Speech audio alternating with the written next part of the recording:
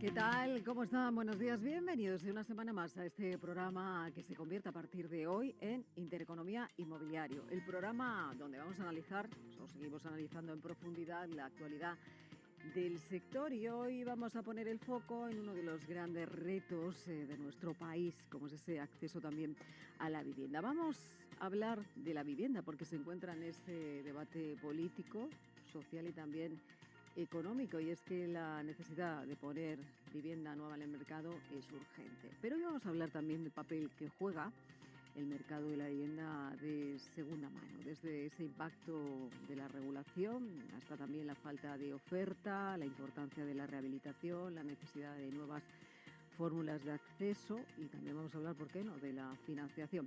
Lo que queda claro es que no existe una única solución, sino un conjunto de medidas que deben impulsarse de manera coordinada entre el sector público y también el sector privado. Para entender lo que está ocurriendo y sobre todo para analizar esas soluciones, nos van a acompañar hoy 4 voces claves del sector a los que enseguida presentamos. Con todos ellos vamos a intentar arrojar luz sobre este asunto que afecta a miles de familias en nuestro país. Comenzamos.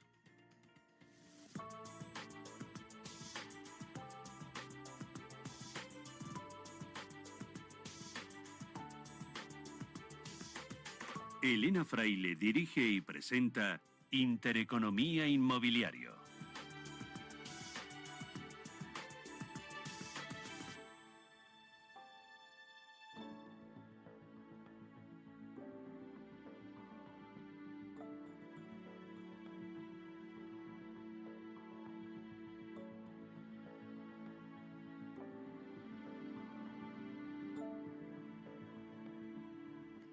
Y aquí comenzamos, cuando son las 11:09 de la mañana, a analizar lo que está ocurriendo en ese segmento de la segunda mano en nuestro país. Analizamos el problema de la vivienda. Para ello, decía, nos acompañan 4 invitados que ya están sentados aquí en esta mesa. Quiero saludar, porque acaba de llegar a Montserrat Jullén, es presidenta de la Asociación de Agentes Inmobiliarios de Cataluña. Montserrat, bienvenida, buenos días. Buenos días. Bien hallada, ¿qué tal? Pues bueno, hemos llegado puntual, ¿no? Pues sí, porque corriendo, vienes con el AVE, bueno, corriendo, sí, pero aquí sí, estás. ha llegado casi con 3/4 de hora de retraso el tren. Bueno, pues estamos aquí por fin, ¿no? Tenemos aquí, que es lo importante. Muchas gracias por acompañarnos. A vosotros. Miguel Ángel Gómez Huecas, presidente de Amadey, Asociación de Empresas Inmobiliarias de Madrid. Bienvenido. Buenos días, ¿cómo estamos? ¿Qué tal? Muy bien, ¿Todo muchas bien? gracias. Fenomenal. Hemos estado un verano fantástico ¿Sí? y ahora... Pero se han olvidado las vacaciones, ¿no? Y empieza el curso muy animado. Para muchos niños, sí, para los niños y para nosotros y para también. los mayores también, ¿no? También. Y para el sector inmobiliario, el sector de la vivienda de segunda mano también. Nos lo vamos a pasar genial. ¿Ah, sí? Sí. Bueno, ahora hablamos, ¿te parece? Seguro. ¿Vale? Para que nos lo pasemos todo bien o por lo menos analicemos las soluciones que hay que dar a este sector, que, como decía, es un sector que se ha convertido ya en una de las grandes preocupaciones de los españoles por esa falta de acceso a la vivienda. Vamos a analizarlo enseguida. Saludo también a Ana Luengo, es presidenta de la Asociación de Mujeres Profesionales del Sector Inmobiliario. Ana, bienvenida. Buenos días. ¿Cómo estamos? Buenos días. ¿Qué tal? Muy ¿Qué tal? bien. ¿Todo bien? Muchísimas gracias por invitarnos. Igualmente. ¿Cómo se ve el problema de la vivienda? Calentito. Sí, ¿no? Tenemos un otoño intenso y creo que calentito. Lo que queda de legislatura va a ser potente. Sí, ¿no? Venimos con las pilas cargadas, ¿ya? Bueno, yo creo que es que en este sector no tenemos la oportunidad de que se nos descarguen las pilas. Estamos siempre con la batería a full. Bueno, vamos a saludar también a Ángel Martínez León, es presidente del Consejo General de Colegios Oficiales de Agentes de la Propiedad Inmobiliaria del COAP. Y Ángel, bienvenido, buenos días, ¿cómo estamos? ¿Qué tal? Pues muy bien hallado, muchísimas gracias. Bienvenido. Nada, hablar de vivienda, todo un poco de vivienda, ¿no? Que es una problemática que existe en la mesa y que afecta a muchos sectores de la sociedad española, desde los más jóvenes hasta los más mayores, a los más vulnerables, a los más poderosos. Creo que la vivienda es un tema que debe ser un consenso de Estado, ya lo hablaremos ahora, sí. Y estamos aquí para hablar de ello. Necesitamos esa colaboración público-privada que es tan ayer precisamente estaba, durante la presentación, lo comentábamos hace un momento, la presentación de The District, que se va a celebrar en Barcelona el próximo, del 30 de septiembre al 2 de octubre, y pues se hablaban de que España se va a abordar ese problema de la vivienda, ¿no? Poner solución, poder solucionar, por ejemplo, con viviendas industrializadas, el acceso a la vivienda asequible por parte de los más jóvenes, pero hay que seguir trabajando. Y claro, hablar de vivienda aquí en España se ha convertido, decía, en un tema prioritario, pero también en un tema en el que la administración y la parte privada tienen que ir de la mano, si no, no se puede entender, ¿no?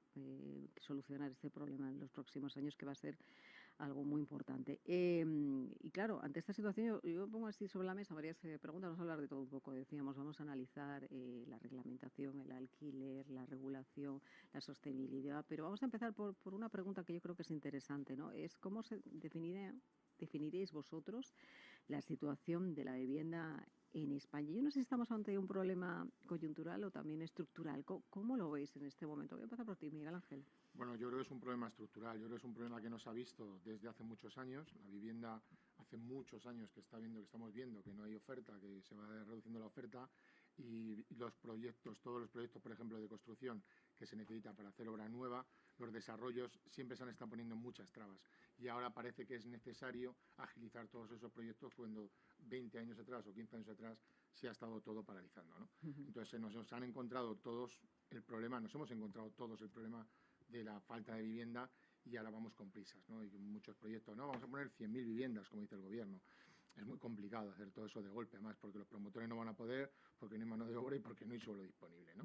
Entonces, hay que buscar fórmulas, pero que se vayan haciendo para el largo periodo de tiempo, no solamente para el corto periodo de tiempo, ¿no? Y esto tiene que ser, en mi opinión, es un problema estructural que se puede solucionar. Ya hasta parece que se están cogiendo las riendas en muchas comunidades autónomas, más que a nivel estatal o a nivel del gobierno, y creemos que se puede solucionar, yo creo que sí. Decíamos, necesitamos poner vivienda en el mercado, y según el organismo al que nos dirigimos, pues te hablan de unas cifras o de otras. No sé si vosotros tenéis estimado la vivienda que se necesita poner en España en los próximos años, Miguel Ángel. Bueno, yo es que como el Banco de España hizo una previsión de 500.000 viviendas, 600.000 viviendas que estaban las que faltaban, en las comunidades autónomas, por ejemplo, en Madrid creo que se hacen 200.000, se necesitan 200.000 viviendas al año, y solamente se hacen una media de 100.000 o algo así, no sé si son esas cifras exactas. Entonces, siempre estamos con un déficit de vivienda. Entonces, siempre hay que buscar soluciones habitacionales para toda la gente que lo esté demandando.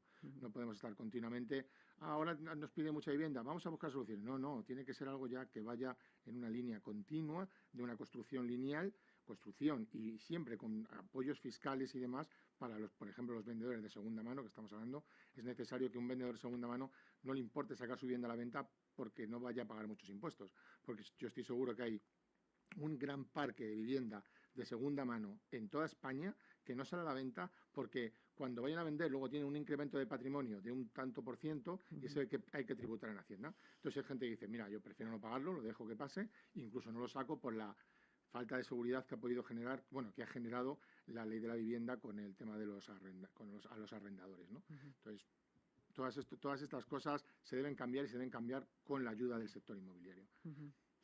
Ahora sí, puntos importantes, la fiscalidad, ley de arrendamientos, que enseguida vamos a hablar, pero quería preguntarle a Montserrat. Montserrat, ¿es un problema estructural o coyuntural? Clarísimamente para mí estructural. Sí.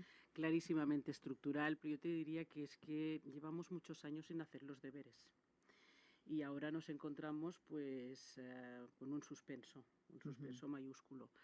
Yo creo que nos tendríamos que remontar aproximadamente cuando hubo la famosa burbuja, ¿no? Cuando decían que había una burbuja, y ahora nos volvemos a plantear si vuelve a haber otra burbuja, al menos en el ámbito territorial de Cataluña, porque ahí tenemos unas peculiaridades que ya llevamos varios años arrastrando. Cuando hay la crisis financiera, automáticamente se cierra el grifo de la financiación para poder acceder a la compra de las viviendas, y nos adentramos hasta el año 2012, 2013 aproximadamente, porque aquel que quería comprar una vivienda no la puede comprar. ¿Qué es lo que hace? Pues se tiene que ir al mercado de alquiler, no le queda otra.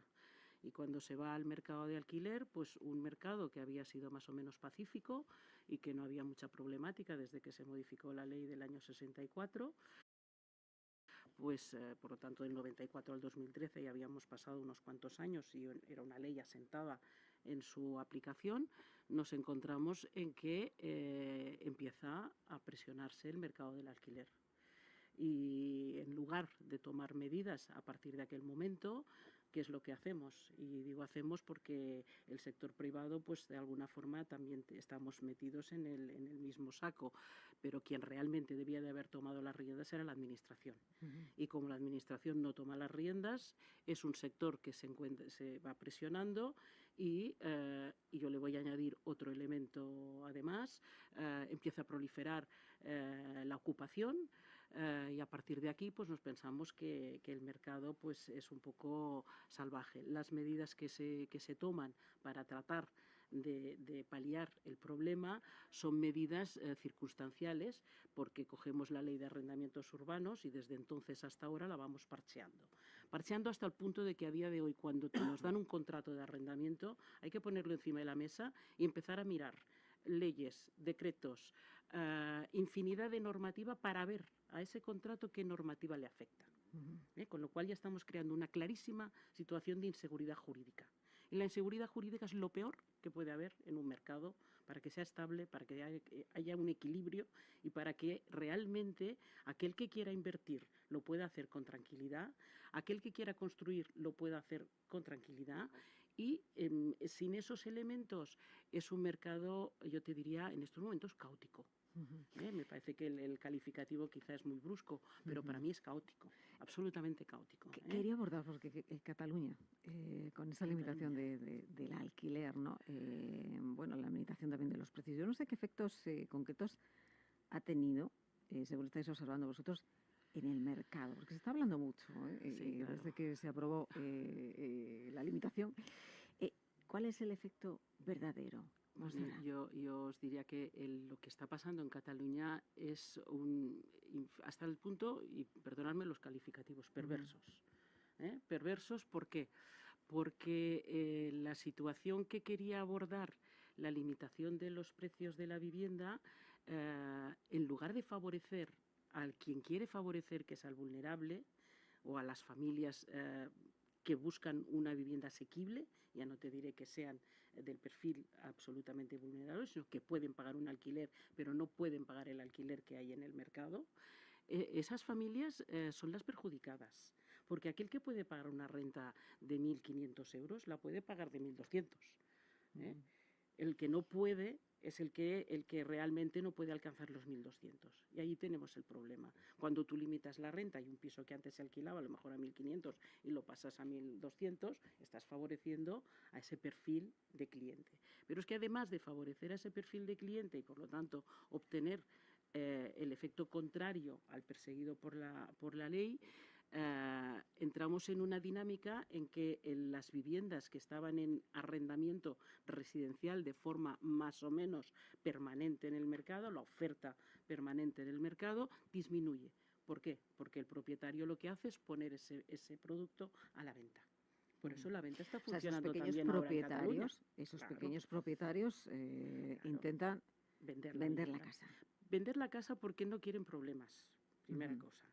En segundo lugar, porque además suele ser el perfil del propietario, al menos en Cataluña, y creo que es en toda España, el perfil mayoritariamente es de un pequeño propietario. Pensar que cuando se baja el margen en Cataluña a 5 para considerar a gran tenedor, ¿por qué lo bajan a 5? Porque no hay. Y tienen que bajar, es que dentro de 4 días nos van a decir que con 2 ya es gran tenedor, y en esos 5 se computa tu propia vivienda y tu segunda residencia.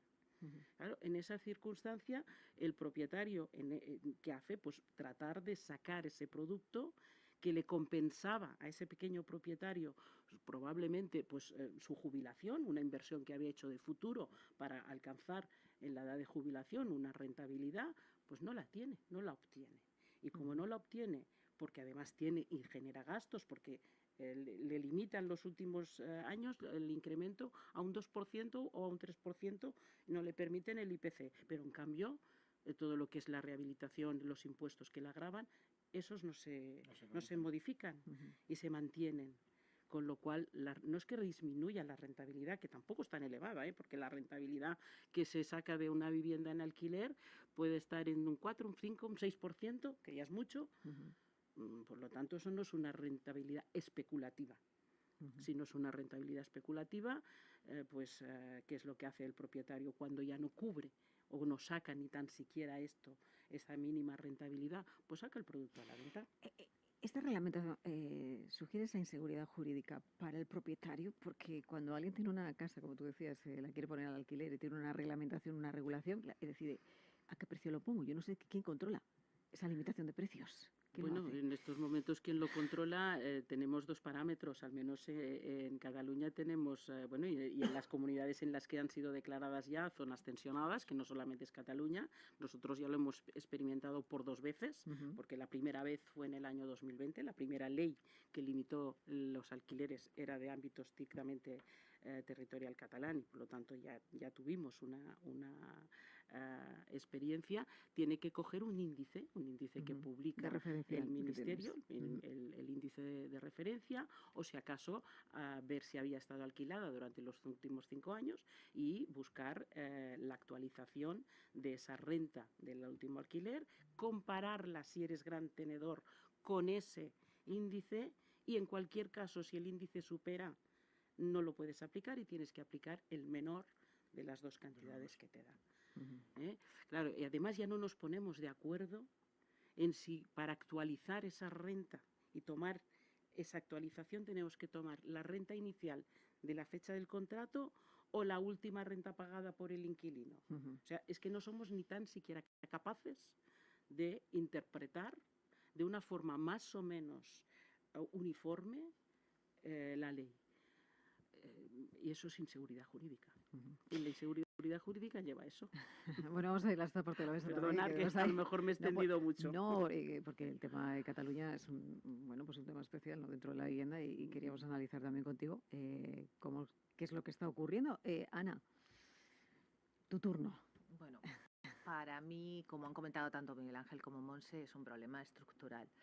Esto efectivamente no viene de ahora. Ya hemos tenido situaciones a lo largo de la historia de España en las que se han planteado este tipo de circunstancias, en la época de 1950, 1960, y se solventó de una forma muy sencilla, construyendo vivienda rápidamente y barata. O sea, quiero decirte, si nos retrotraemos hacia atrás en la historia, y la historia se repite, ya tenemos la solución. La cuestión es, ¿tenemos las intenciones? Esa es la cuestión. A ver, lo que está claro es que nuestro sector necesitaba una regulación, sin lugar a dudas, necesitábamos una ley de vivienda, pero no una ley de vivienda que provocara un caos absoluto. O sea, comparto con Monse totalmente la palabra que has utilizado, caótico, es como el estado de nuestro sector en este momento. ¿Por qué? Porque los sectores se regulan siempre a través de la oferta y de la demanda. El mercado es sabio y el mercado sabe cómo regular el sector.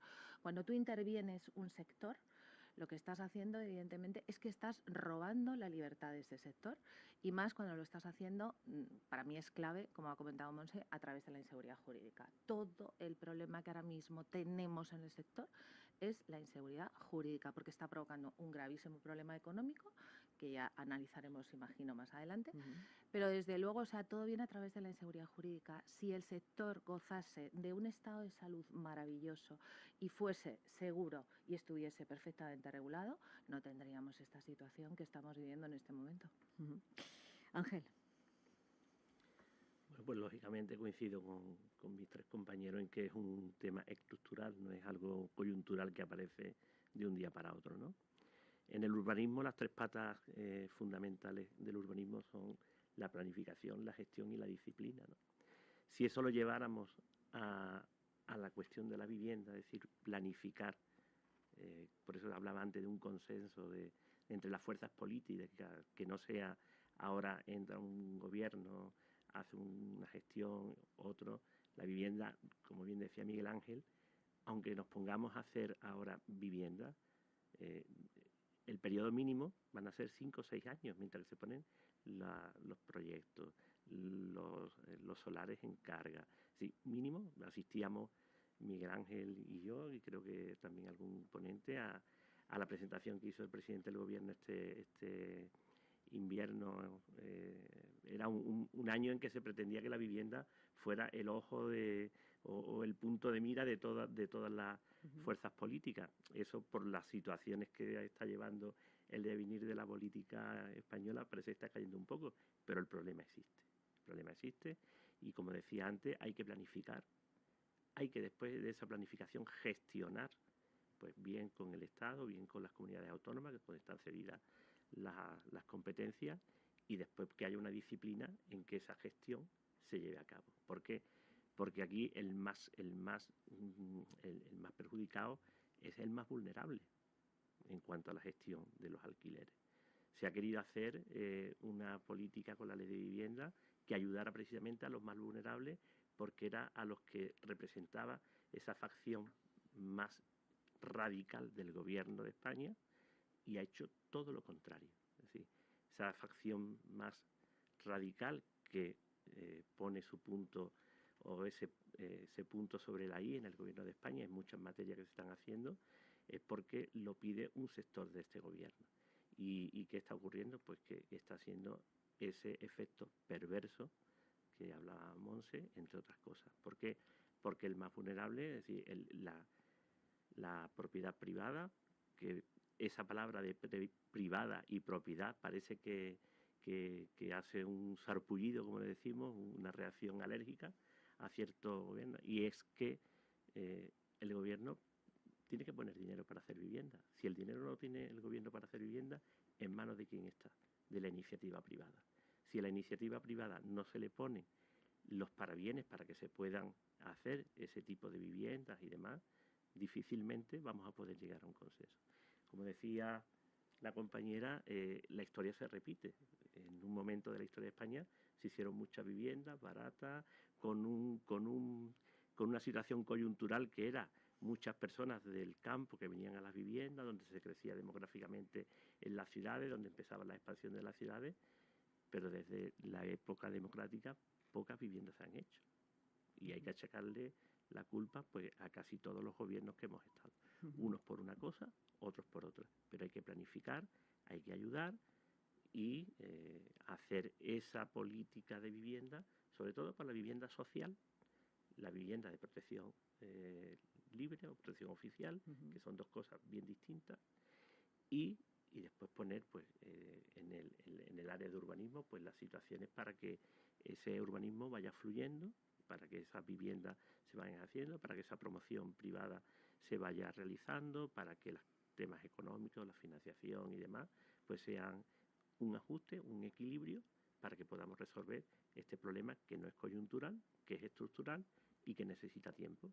Y por mucho que nos pongamos a hacer desde ya, hasta dentro de 5 o 6 años no se van a ver los resultados.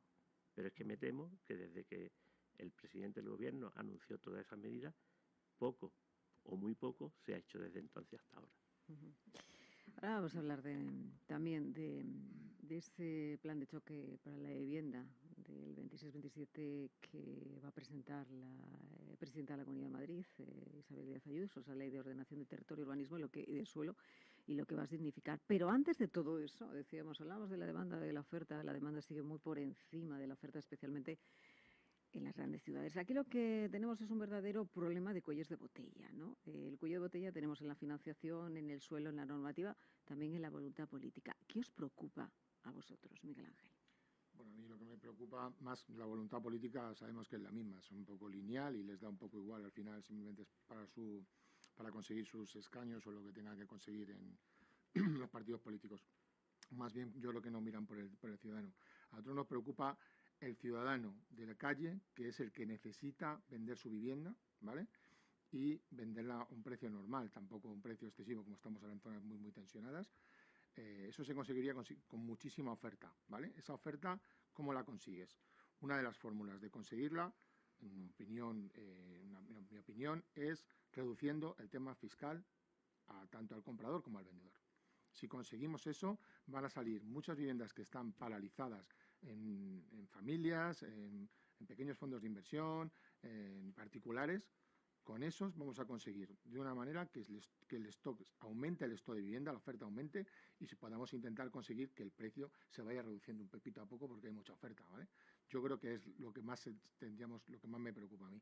O sea, la necesidad de conseguir, no sé, unos pactos fiscales en las comunidades autónomas, incluso que el gobierno ayude en el tema de la tributación después de vender, en el tema de la compra, el impuesto de compra, los actos jurídicos documentados que te cobran las comunidades autónomas, que todos dicen, no, nos falta vivienda, ¿vale? Pues si solamente tus impuestos supone casi un 20% de la compra, reduce tú un 10% y ya hemos conseguido que aumente, ¿no? O sea, cuando realmente quieran encontrar ese problema, que a lo mejor es un tema simplemente puntual, que digan, oye, vamos a reducir los impuestos todos de una forma lineal, en todas las, vamos a pactarlo, es un problema en toda España, durante 5 años hasta que esto se quede y luego ya iremos paulatinamente subiéndolos. Bueno, pues a lo mejor esa es la solución, ¿sabes? Si no, ahora mismo hay muchos ciudadanos, mucha gente en muchas grandes ciudades, incluso yo creo que ya en zonas periféricas de las grandes ciudades, que ya no pueden ni comprar, porque tienen que tener unos ahorros por la subida del precio. No sé, familias que están 2 trabajadores, pues que tengan que tener una vivienda de 200.000 euros, tienen que tener ahorrados el 20 más el 10%, un 30%, estamos hablando de 60.000 euros. O sea, eso yo creo que ahora mismo el ciudadano de calle, el que compra en un barrio, el que tal, no tiene ese dinero, ¿vale? Sí que hay ayuda por parte de la Comunidad de Madrid, y sé que en otras comunidades también lo hacen, para ese 20% de diferencia para poder avalar, ¿vale? Pero creemos que el presupuesto es corto, ¿vale? Porque se gasta todos los años, en Madrid por lo menos se está gastando, entonces se debería potenciar más. Si tú quieres, no hay un problema de que no estamos hablando de un problema de vivienda, nosotros busquemos cómo sacar el stock, utilizar. Ojo, es importante que nosotros como la patronal, como FADEI, ¿no? En este caso, como Madei, nosotros lo que tiene que haber siempre es estamos hablando de esa relación público-privada, ¿vale? Pero esa relación industria inmobiliaria con las administraciones, ¿no? O sea, para hacer, por ejemplo, la ley de la vivienda no se contó con nosotros, para nada. O sea, en ningún momento hubo ninguna... O sea, nos llamaron al final para hablar unas cosas, pero no sé, en ningún momento estuvimos sentados para hacer la redacción de la ley, ¿vale? Cuando vendemos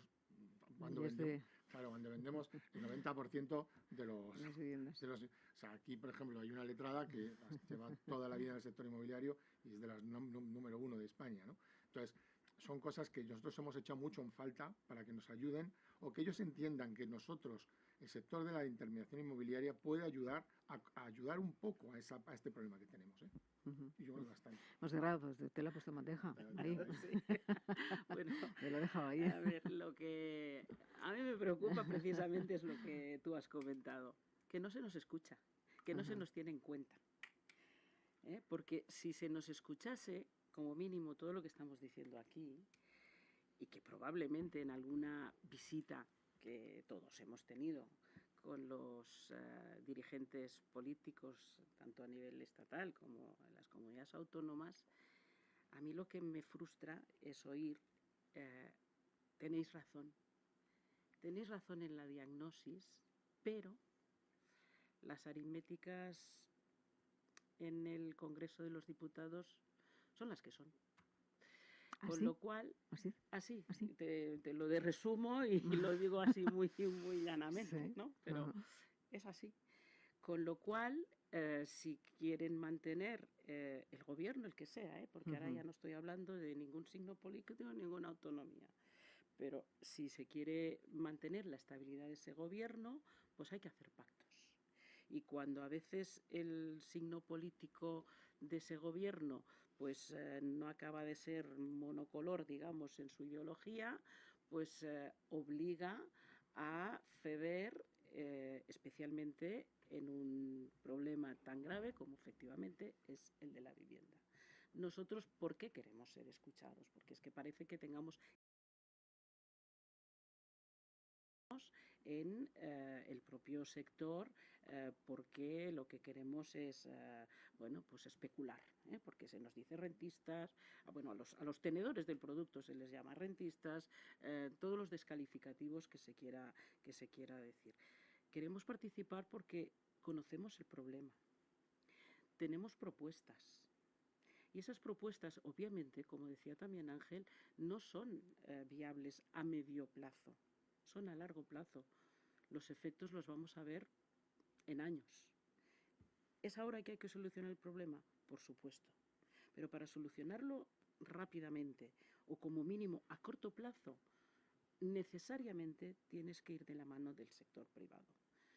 Y el sector privado tú lo vas a incentivar con una fiscalidad adecuada, poniendo suelo en el mercado a la promoción, utilizando sistemas de promoción más modernos, tenemos la industrialización aquí encima. Ujú. Eso es rápido, mucho, como mínimo mucho más rápido que en la construcción convencional. Tenemos que agilizar trámites administrativos. No que cuando se pide una licencia tardemos 2 años en obtener esa licencia. La experiencia que yo estoy viendo ahora en Cataluña, que se hizo también un plan de choque, igual que aquí se ha dicho que a nivel estatal se iban a construir tantísimas viviendas, pues en Cataluña el presidente de la Generalitat dijo 50.000.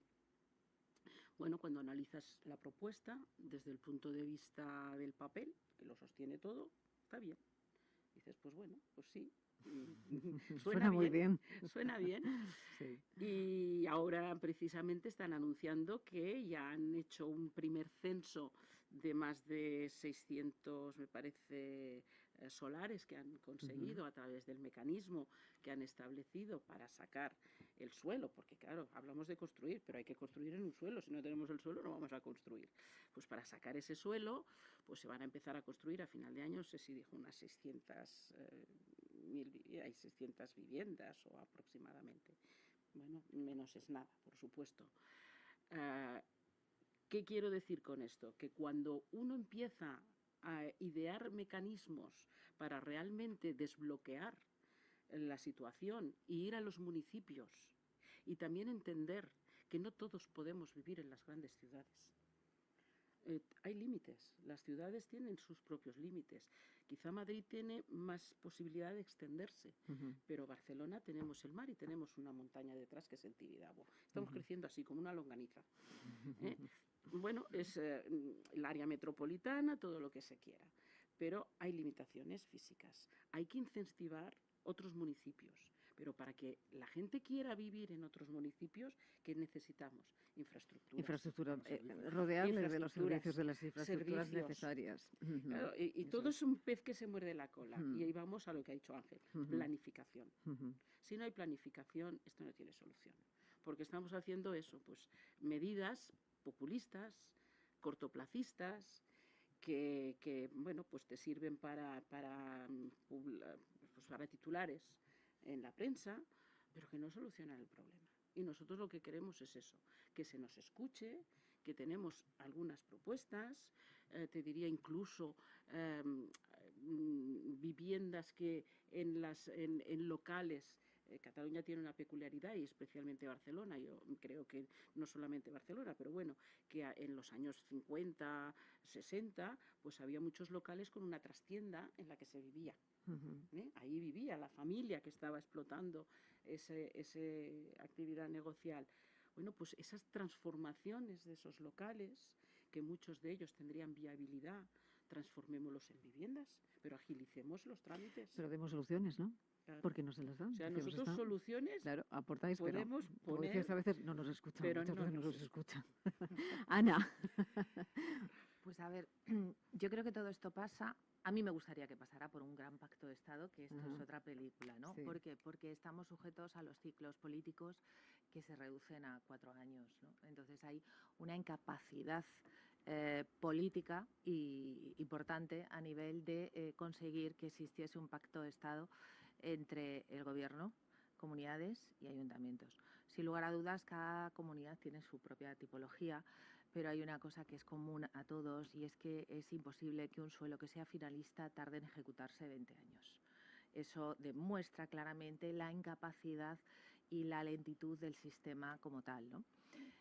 Tenemos otras herramientas también, como pueda ser evidentemente la industrialización, que está demostrado que en un plazo de 2 años, o sea, ya hay empresas emergentes que están trabajando de una forma muy activa en este proceso, pero sin lugar a dudas, o sea, todo se ciñe al final a temas económicos, como pueda ser el incentivo fiscal. ¿Por qué? Porque tú hasta que no tienes más de 65 años y no vendes tu vivienda, no tienes una bonificación del 100%, no me le caso.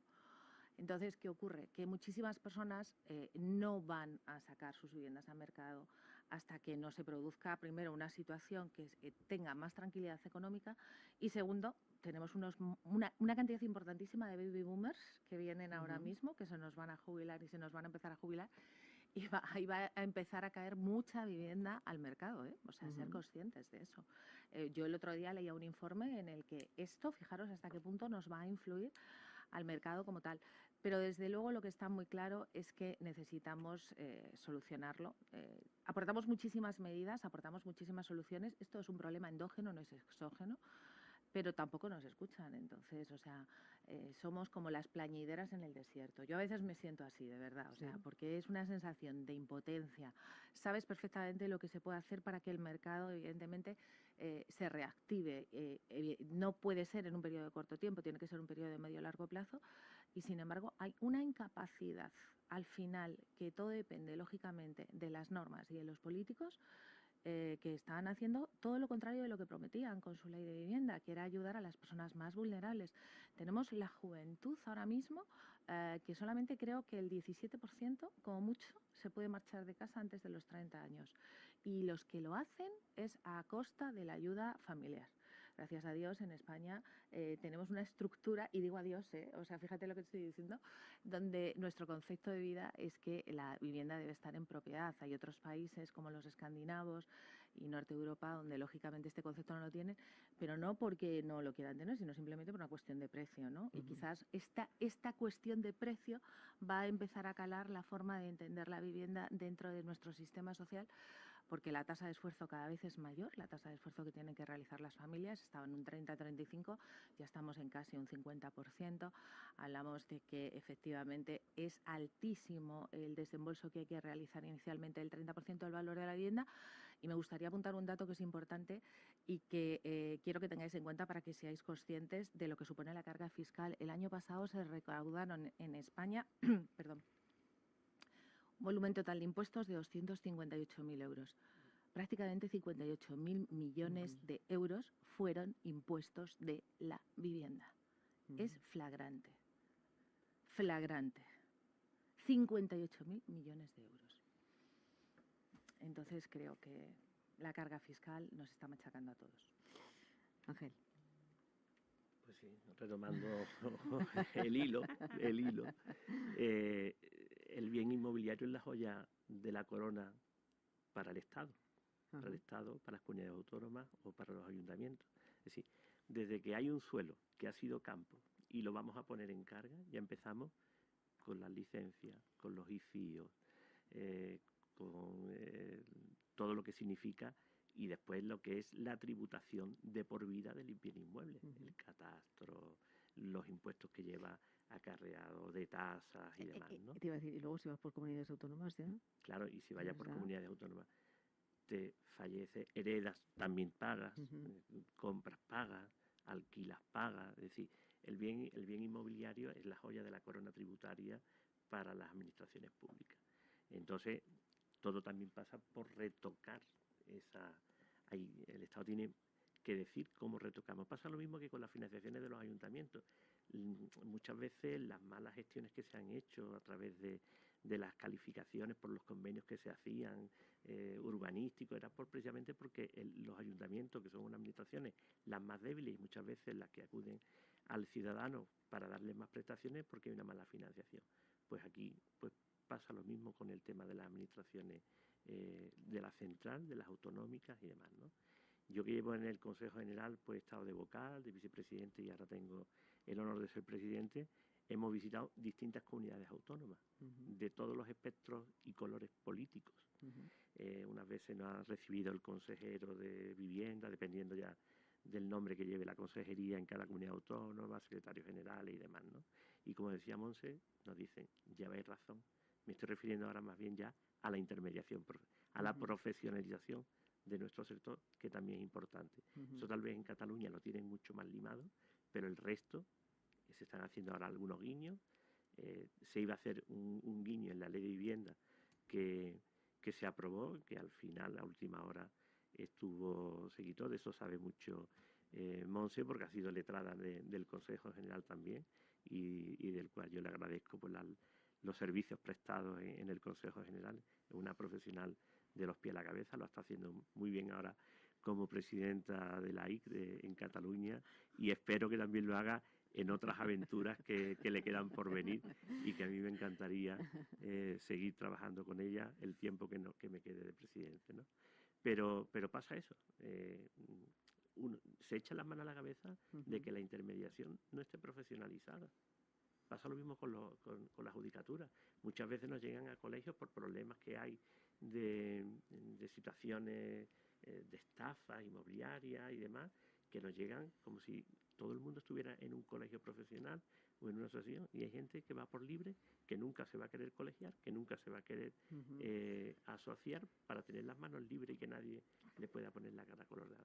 Pues bueno, pues como dice el refrán, entre todos lo mataron y él solito se murió, ¿no? La regulación, por apuntar, si no te importa, Sí, es un apunta, tema, apunta, Miguel es una demanda de nuestro sector necesaria e imprescindible para el ciudadano. O sea, no puede ser que para poner una caña en un bar, ¿vale?, se necesite un carnet de manipulador de alimentos. Y para vender una vivienda a un señor, una familia, que es el bien más preciado que tienen, que además que le provoca, es el tiempo que más estrés te provoca la compra y la venta de una vivienda a una familia, ¿vale? Entonces, que lo puede hacer cualquiera. Hay mucho intrusismo. Muchísimo. Muchísimo. Muchísimo. Sí. Nos provoca, además eso lo que hace es dar una mala imagen al sector. O sea, nosotros desde aquí ahora mismo en esta tertulia estamos representando el 80% del sector a nivel nacional de la intermediación, ¿vale? Entonces, nosotros lo que estamos luchando es por eso, para que dar una formación mínima, un seguro de responsabilidad civil y un seguro de caución para cubrir una señal. Tú dejas unas arras a un señor en una inmobiliaria en Vallecas, ese señor, oye, ¿usted quién es? Yo soy Juan Pérez Pérez. Le voy a dejar unas arras, perfecto, porque yo estoy en un registro obligatorio de agentes inmobiliarios y con eso voy a tener una garantía como comprador de que usted no me va a estafar, ¿sabes? Ahora mismo no hay mucha gente que está con un móvil en un parque con sus perros paseando y vendiendo inmuebles. Entonces, vamos a ver, seamos conscientes, estamos hablando de que generamos muchísimos impuestos para el PIB nacional. Señores, ¿alguien no se da cuenta que esto tiene que estar regulado? ¿Por qué no se, porque decía, no aparece en el papel, ¿por qué no se regula? Es decir, ¿por qué no se regula? Se ha hablado de esto, que se debería regular y decíamos, no nos han hecho caso. ¿Por qué? ¿Por qué no se regula? Bueno, pues es una pregunta que yo me he hecho a lo largo de los años muchísimas veces. Y no encuentras respuesta todavía. Sí, la encuentro, pero no me satisface, por supuesto. Vamos a ver, yo creo que la regulación no se considera un elemento importante en este mercado inmobiliario. Yo creo que es básico, porque es transparencia, porque es seguridad para precisamente el consumidor, el ciudadano que consume vivienda. Por lo tanto, saber que tú, cuando estás tratando con ese profesional te ofrece como mínimo esas garantías, porque tiene unos seguros, porque sé dónde está en un local, en una oficina, donde sea, lo tengo físicamente localizado. Y por lo tanto, además, me ha acreditado unos mínimos de conocimientos acerca del producto que está poniendo a la venta, porque si yo voy a comprar una lavadora, el señor que me vende la lavadora, yo creo que me va a explicar pues cómo funciona, cómo deja de funcionar, la eficiencia energética, no sé qué, me lo va a explicar porque lo conoce y lo sabe y se ha preparado para vender esa lavadora. En cambio, la vivienda no. La vivienda no pasa nada. Todos somos vendedores. Y eso es un graso error. Pensar que el mercado inmobiliario se autorregula por la oferta y la demanda también a nivel profesional. Y por ese motivo, cada vez que se trata de legislar acerca del control, digo control para saber simplemente como un censo y unos mínimos de obligaciones de quién está en el mercado, parece que eso es contrario a una libre competencia, porque hemos topado cada vez con el Ministerio de Economía. Sí. Es el que dice no. Porque a mí me sorprende incluso que cuando tú vas, y el Consejo General lo ha experimentado cuando se ha desplazado a las diferentes comunidades autónomas, lo plantea al gobierno autónomo y lo ven bien, intentan legislar en su ámbito territorial ese registro obligatorio y luego quien pone problemas es el Estado. Y dice, no va a poder ser. Pero incluso del mismo signo político.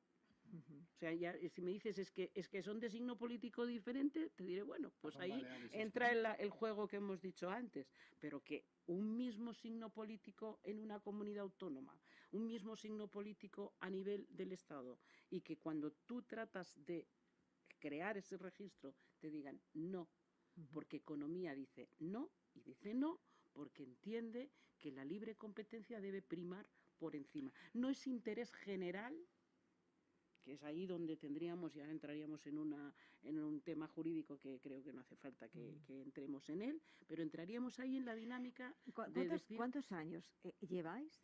Pues, sí. O sea, Peleando. peleando por esta Bueno, profesionalización. Muchísimo. Bueno, ¿Cuándo? yo te diré, Sí. mira, en Cataluña conseguimos la Es ley la de la única que lo vivienda. tiene es Cataluña. Es Cataluña importante lo que tiene. exista. Obligatoria. Y yo te Ajá. diré, es que es curioso, porque, a ver, yo la viví sinceramente muy de cerca. Siempre he dicho que si a mí me tienen que hacer valorar mi trayectoria profesional, la gran satisfacción que yo llevo es haber participado de una forma muy directa en la ley de la vivienda en Cataluña, y especialmente en el apartado que era el que nos afectaba a nosotros. Y cuando digo directamente es aquello de ponerte en una mesa con diferentes operadores y de tu puño y letra pues poner, pues esto tendría que regularse así, esto tendría. Y esto en Cataluña se dio, pues yo creo, pues esa situación de consenso entre todos los que participamos, tanto a nivel político como a nivel privado. Incluso las organizaciones de consumidores estuvieron presentes y consensuamos ese mecanismo. Y llegamos a sacar la obligatoriedad de ese registro, porque se entendió que era transparencia, garantía y calidad de la prestación del servicio. ¿Cuántos años de aquello? Mira, eso se aprobó en el año 2007, Sí. la ley, Ujú. peticionada de mucho antes, porque llevábamos ya tiempo con ello, pero bueno, lo conseguimos en el 2007 y el registro se creó por un decreto ley derivado de la ley en el 2011, si no recuerdo mal. O sea, son años de experiencia de aplicación y efectividad de ese registro, y no ha causado ningún problema Ninguno. en el mercado en cuanto a la incidencia del precio, que es lo que se defiende. Es que eso va a incidir en el precio de la vivienda y la va a encarecer. Sin embargo, aquí en Madrid, que es Perdonadme, la provincia donde más se venden en el número de porcentaje, en proporción con el resto de comunidades autónomas, nosotros llevamos peleándolo más de 10 años con el viceconsejero, con todos, pues, hemos estado trabajando mucho de la mano. No entiendo ningún registro obligatorio de agentes inmobiliarios. Lo que provoca entra competencia y dice, no, es que esto estamos paralizando para que entre más gente al sector. No, si nosotros no queremos paralizar, o sea, nosotros no queremos poner ninguna barrera de entrada a nadie.